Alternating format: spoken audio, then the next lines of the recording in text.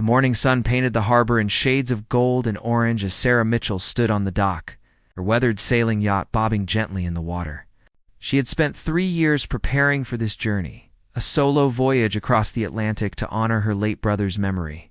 Her hands moved with practiced efficiency as she checked the rigging one last time, her eyes scanning the horizon with a mixture of anticipation and determination.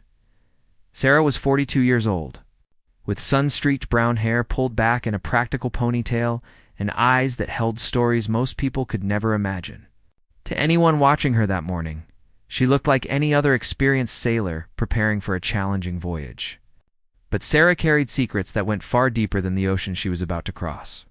For 15 years, she had served in an elite special forces unit, conducting operations in places that didn't officially exist on any map. Those years had taught her survival, resilience, and the kind of mental toughness that most people never needed to develop. Her brother, David, had been her inspiration for everything. He was the one who taught her to sail when they were children, taking her out on their father's old boat every summer.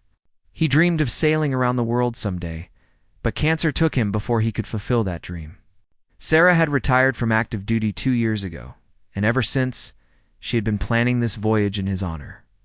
She would scatter his ashes at coordinates he had marked in an old journal, a spot in the mid-Atlantic he had always wanted to visit. As Sarah was loading the last of her supplies, she noticed a Coast Guard vessel approaching the harbor. This wasn't unusual, as they regularly patrolled these waters, but something about their direct approach made her pause. The vessel slowed as it came alongside the dock, and 2 officers disembarked with an air of official business. The older officer, with gray hair and stern features, walked toward her with a clipboard in hand. His younger partner followed, looking somewhat uncomfortable with whatever mission they were on. The senior officer introduced himself as Lieutenant Commander Roberts. His voice was firm and authoritative as he explained that they had received reports about her planned voyage. Apparently, someone had filed a concern about a solo sailor attempting such a dangerous crossing. Roberts looked at her boat with a critical eye, clearly skeptical about both the vessel and its captain. He began asking questions about her experience, her equipment, and her emergency protocols. Each question carried an undertone of doubt, as if he had already decided she wasn't qualified for this journey. Sarah answered patiently at first, providing her sailing credentials and explaining her preparation process. She had every required safety device, more than enough provisions, and years of maritime experience. But Roberts seemed determined to find a reason to stop her departure. He cited regulations, weather concerns, and procedural requirements that Sarah knew were being stretched beyond their actual meaning. It became clear that he simply didn't believe a woman should be attempting this journey alone, though he carefully avoided saying it directly. The situation grew more tense, as Roberts informed her. He was considering issuing a formal safety violation that would prevent her from leaving port. Sarah felt her patience wearing thin, but she kept her composure. She had faced far more intimidating situations than an overprotective Coast Guard officer. However, she also knew that if he decided to file official paperwork, it could delay her voyage by weeks or even months. The weather window she had planned for was narrow, and missing it would mean waiting another year. She couldn't let that happen, not when she had promised David she would complete this journey. Sarah took a deep breath and made a decision she had hoped to avoid. Reaching into her jacket pocket, she pulled out a small leather wallet that she hadn't opened in 2 years. Inside was an identification card that most people would never see in their lifetime. It was matte black with minimal information, but the insignia and clearance level were unmistakable to anyone with military knowledge. She handed it to Roberts without saying a word. Watching as his eyes widened with recognition, Lieutenant Commander Roberts stared at the ID for a long moment, his confident demeanor cracking like ice under pressure. His hands actually trembled slightly as he held the card, reading and rereading the information as if he couldn't quite believe what he was seeing. The clearance level indicated on that card was several grades above his own rank, and the unit designation was one that existed only in classified briefings. He looked up at Sarah with completely different eyes, no longer seeing a civilian sailor, but someone who had operated at levels of government service he could barely imagine. The younger officer noticed the change in his superior's behavior and stepped closer, curious about what had caused such a dramatic shift. Roberts quickly closed the wallet and handed it back to Sarah, his face now pale beneath his tan. He cleared his throat and straightened his uniform, suddenly looking much less certain about his authority in this situation. The power dynamic had shifted completely. Everyone on that dock could feel it. Roberts took a step back and said they wouldn't be filing any paperwork after all. His voice had lost all its authoritative edge, replaced by something approaching deference. He mentioned that upon further review, all her documentation appeared to be in perfect order. The weather concerns he had raised moments ago were suddenly not significant enough to warrant action. His change in tone was so dramatic that his junior officer looked completely confused. Glancing between Sarah and Roberts, trying to understand what had just happened, Sarah simply nodded and thanked him for his time, her voice calm and professional. She didn't gloat or make the situation more awkward than it needed to be. She had learned long ago that real power didn't need to be flaunted. Roberts mumbled something about wishing her safe travels and quickly retreated to his vessel with his bewildered partner.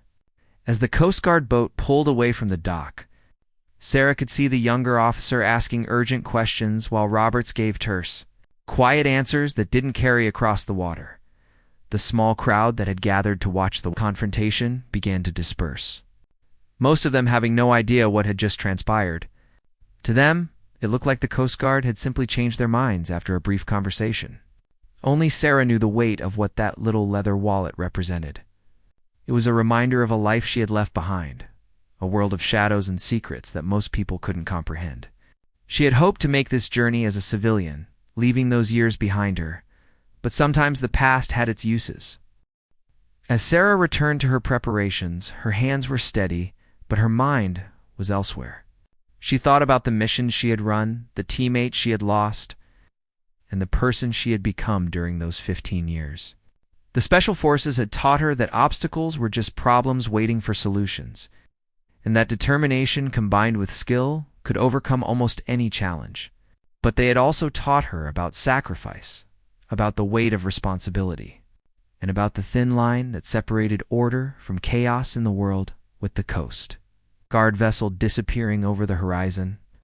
Sarah focused on completing her final preparations. She checked her navigation equipment, tested her communications systems, and secured everything that would need to withstand the constant motion of ocean sailing. The incident with Roberts had cost her nearly 2 hours, but she could still make her planned departure time if she worked efficiently. Her movements were methodical and precise, habits ingrained from years of training where mistakes could cost lives. Several other sailors on the dock came by to wish her well, and a few asked about the Coast Guard visit. Sarah gave vague answers about routine inspections and paperwork concerns. She had no interest in becoming a local story or attracting attention. The whole point of this voyage was to find some peace and closure, not to relive her military career. She wanted to be just Sarah the sailor, not Commander Mitchell of the Special Operations Unit. By noon, everything was ready. Sarah stood on her boat looking back at the shore, at the life she was temporarily leaving behind. Her small cottage near the harbor held most of her possessions. Though she traveled light after years of moving between temporary bases and deployment locations, her neighbor, an elderly woman named Margaret, would look after the place and collect her mail. Margaret was one of the few people who knew about David and understood why this voyage meant so much to Sarah. As Sarah started the engine and began motoring out of the harbor, she felt the familiar rush of beginning a journey. The boat responded smoothly to her commands, cutting through the calm water with quiet confidence. She had bought this yacht with her savings and spent countless hours refitting it for ocean sailing. Every piece of equipment had been carefully chosen and installed. This boat wasn't just transportation. It was her temporary home and her lifeline for the next several weeks. Once clear of the harbor, Saray raised the sails and cut the engine.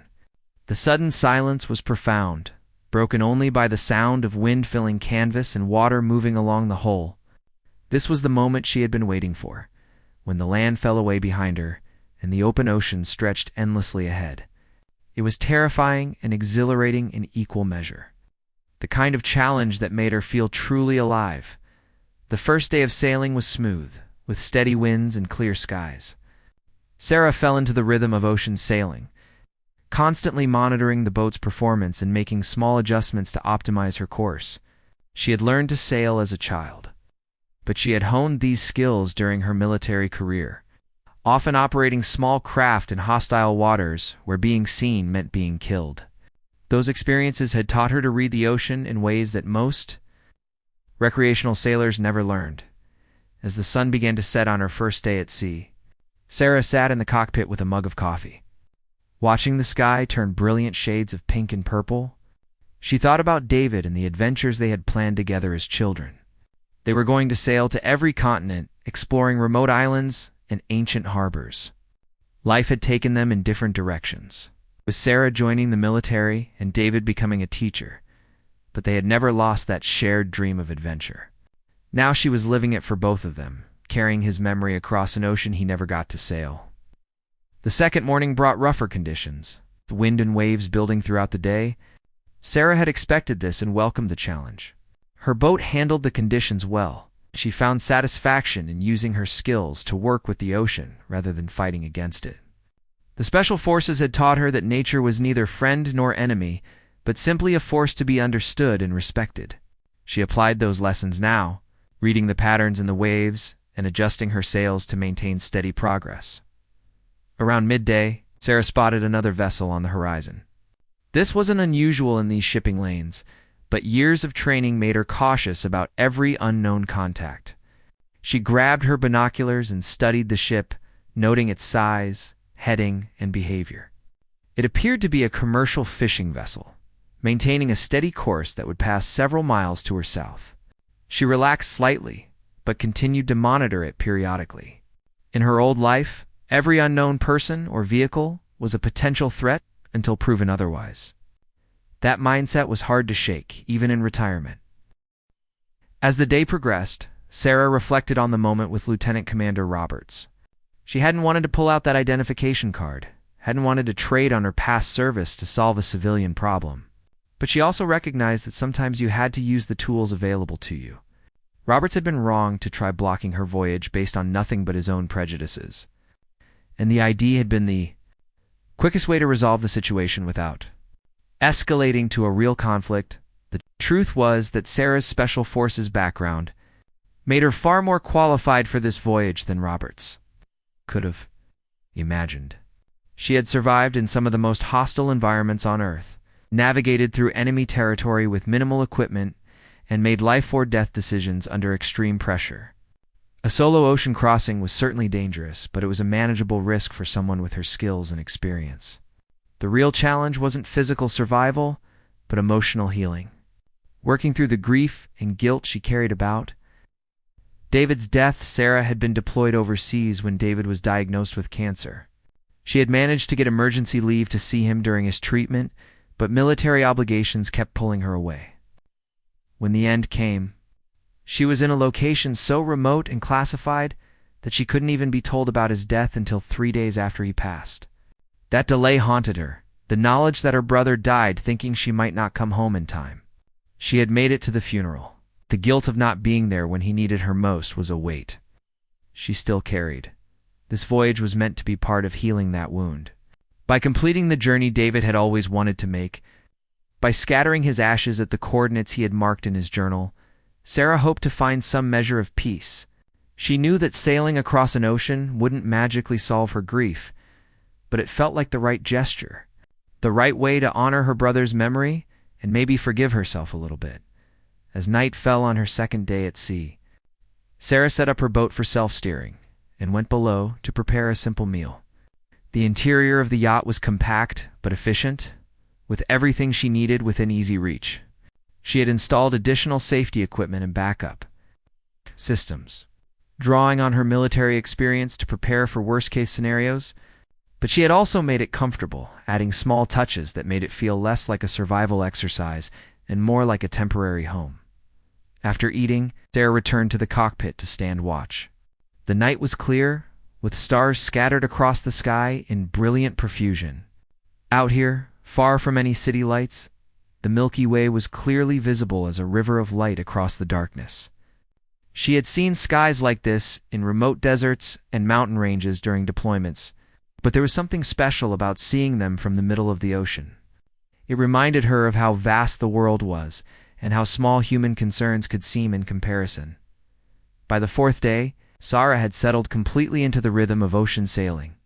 She woke with the sun, checked all her systems, adjusted her course based on weather conditions, and spent her days maintaining the boat and monitoring progress. The solitude didn't bother her. She had learned to be comfortable with her own company during long stakeouts and solo missions. If anything, the isolation was peaceful, a chance to exist without the constant awareness and vigilance that military life had required. However, that peace was interrupted when Sarah noticed a problem with her satellite communication system. The device was showing an error code she didn't recognize, and despite running through all the troubleshooting procedures, she couldn't get it to work properly. This was concerning because the SATCOM was her primary means of communication with the outside world. She had backup systems, including a traditional radio and an emergency beacon. But the loss of satellite capability meant she couldn't send or receive detailed messages. Sarah spent several hours working on the problem, drawing on her technical training to diagnose and attempt repairs. She discovered that a connection had corroded, likely from saltwater exposure despite her careful maintenance. She was able to jury-rig a temporary fix, but it wasn't reliable. The unit would work intermittently, but couldn't be trusted for consistent communication. This was exactly the kind of equipment failure that would have made Lieutenant Commander Roberts feel vindicated in his concerns. But Sarah knew it was a manageable problem. Not a reason to abandon the voyage. The incident reminded her of a mission in Southeast Asia where her team's communications had failed completely, leaving them isolated in hostile territory for 3 days. They had completed their objective and extracted successfully using nothing but their training, backup plans, and mutual trust. Compared to that experience, faulty SATCOM in the middle of the Atlantic with multiple backup systems was barely an inconvenience. She made a note in her log about the problem and continued on her course. That evening, Sarah performed a ceremony she had been planning since the start of the voyage. She retrieved the small carved wooden box that held David's ashes and sat with it in the cockpit as the sun set. She hadn't opened the box since the funeral, hadn't been ready to face that final goodbye. But out here, surrounded by the endless ocean David had always wanted to see, it felt like the right time. She opened the box and looked at the ashes. Thinking about the person her brother had been and all the potential that had been lost, Sarah told David about her journey so far, speaking out loud despite the solitude. She told him about standing up to the Coast Guard officer, about the rougher seas on the second day, about the stars at night and the dolphins she had seen that morning. She talked to him as if he were sitting beside her, the way they used to sit on their father's boat and plan imaginary adventures. It felt both foolish and necessary. This one-sided conversation with her lost brother as darkness fell completely. Sarah carefully scattered a small portion of the ashes over the water. She wasn't at the coordinates David had marked yet, but she decided to spread his ashes gradually throughout the voyage rather than all at once. It seemed more fitting to make him part of the entire journey rather than leaving him at a single point. She watched the ashes drift away on the wind and water, becoming part of the vast ocean. It was both sad and beautiful, a physical release that represented the emotional letting go she was trying to achieve.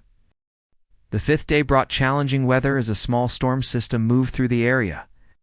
Sarah had been monitoring the weather forecasts and expected the rough conditions, but experiencing them was always more intense than anticipating them.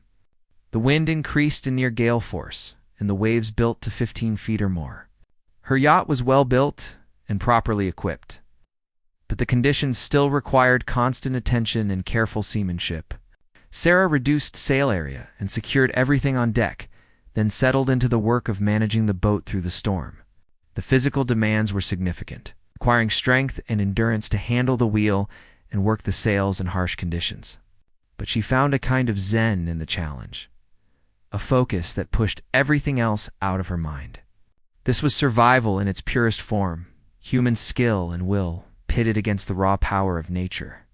The storm lasted through the night and into the following morning. Sarah managed to grab brief periods of rest but mostly stayed on watch, monitoring the boat's performance and responding to changing conditions. She had experienced far more dangerous situations during her military career, but those had usually been short-duration events. This storm was a test of sustained endurance, of the ability to keep performing at a high level even when tired, wet, cold, and uncomfortable. As the storm finally began to ease, Sarah allowed herself a moment of satisfaction. Her boat had performed exactly as it should, and her preparations had proven thorough. Nothing critical had broken or failed, and she had maintained her course reasonably well, despite the difficult conditions. This was the kind of challenge that made ocean sailing meaningful. It separated those who talked about adventure from those who actually lived it. In the afternoon, with conditions improving, Sarah went below to dry off and warm up. She made hot soup and coffee, simple pleasures that felt luxurious after the harsh night. As she sat in the cabin, listening to the wind gradually decrease and the boat's motion become less violent, she thought about resilience and what it really meant. She had been trained to push through pain and exhaustion, to complete missions regardless of physical discomfort. But this voyage was teaching her a different kind of resilience. An emotional strength that wasn't about toughness, but about allowing yourself to feel grief and loss while still moving forward. Sarah pulled out David's journal, the one where he had marked the coordinates of places he wanted to visit. His handwriting filled the pages with notes about different sailing routes, descriptions of harbors he had researched, and sketches of boats he admired. Reading his words brought both comfort and pain, a reminder of everything he had been and everything he would never become. But it also reinforced her determination to complete this journey, to make his dreams real, even if he couldn't be there to experience them himself. That evening, with calm conditions restored, Sarah sat on deck and watched the sunset paint the sky in spectacular colors. She scattered more of David's ashes, speaking quietly about the storm they had just weathered and how proud he would have been of her seamanship. The ritual was becoming important to her. These daily conversations and small ceremonies that kept her connected to her brother's memory, while also helping her process her grief. As stars appeared overhead, Sarah checked her position and calculated that she would reach David's marked coordinates in approximately 2 more days. The journey was approaching its emotional climax, the moment when she would complete the promise she had made to herself and to her brother. She felt both ready and apprehensive, knowing that spreading the last of David's ashes would force her to face the finality of his death in a way she had been avoiding for 2 years.